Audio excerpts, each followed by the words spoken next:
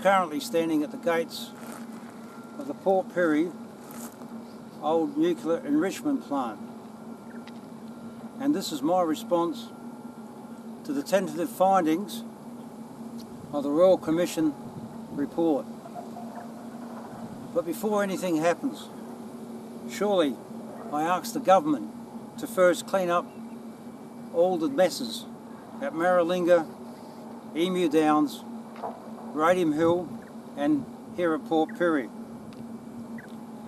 and then sit around a table and discuss the issue of a centralised radioactive repository with all stakeholders.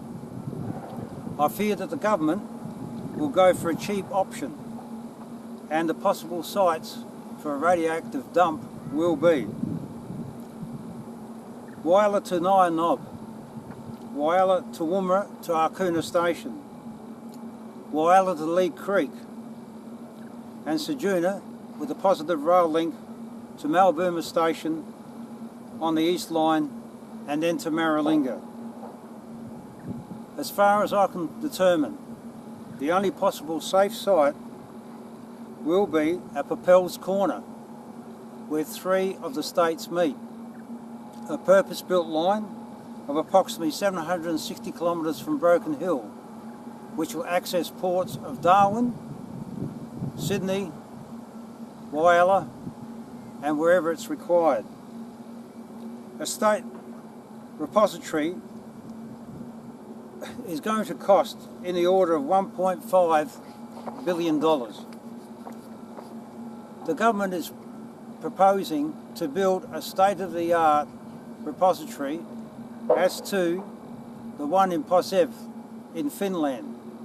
Unfortunately, that has never been built and has taken 3 years to obtain permission as is licensing. How can that be best practice when it's not even built? And how can that be a model for Australia? At present, there is some 16,000 to 360,000 tonnes of Australian nuclear waste. But why should all that be dumped in one state when the waste is from every state and territory? Share the responsibility of all our waste, please, and not in a quick fix dump in South Australia, which will affect our clean green image of food production forever. Please think about what we're about to embark upon. But read my lips when I tell you, before 2020, there will be a nuclear dump in South Australia, and it won't be a state-of-the-art technology.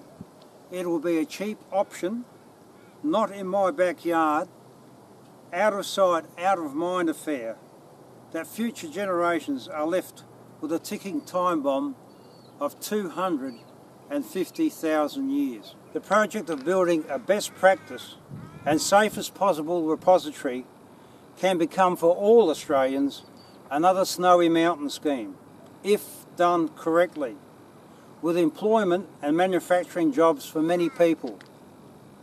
What we don't need is a quick fix, knee-jerk reaction decision, but clear and positive decision making. In the 1950s, this is where my family lived. As you see, it's no longer standing. The house is no longer standing. But on a very windy day with the wind coming from the north, there would be yellow powder coming down the road and laying here in the gutters. When we asked actually what this yellow powder was, we were told it was from the smelter's copper plant. We found out later that the enrichment was yellow cake. So here's my mother trying her utmost to sweep out this yellow powder from basically the lobby and the kitchen of our house. That was in the 1950s and the 1960s. And that site has never been cleaned up. I can't understand that at all. Our children's children will not thank us for sitting on our hands and doing nothing. The correct and informed decisions have to be made now. History will judge us for what we do today. The human species is the only being on the planet that destroys its only home. We have nowhere else to go. Man will not learn that until he's polluted the last river and chopped down the last tree, that you cannot eat money. When the final call comes, will you stand up and be counted? I draw my line in the sand.